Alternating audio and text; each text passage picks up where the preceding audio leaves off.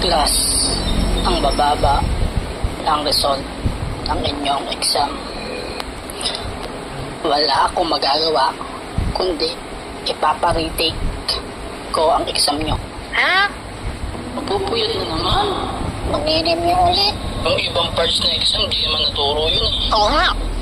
Bakit ba parang pang-high-risk? Tapos yung mga na-discuss, wala naman sa exam. Hindi naman kasi ang oras natin. Jeez, Sir. grabe ka makareklamo ah. Di mo ako gireklamo, sir. O diba,edig nyo yung class. Reklamo siya na reklamo. Ay, jeez, huwag ka reklamo. Puro ko reklamo dyan. Wala ka karapatan magklamo. Ikaw yung pinakababang grade sa exam. Kahit 10 beses mo i-retake yung exam, bagsak ka pa rin. Love na sasabi, sir. Nagreklamo na naman. O diba, nagreklamo ka na naman dyan. Okay class, kuha na 10 papel.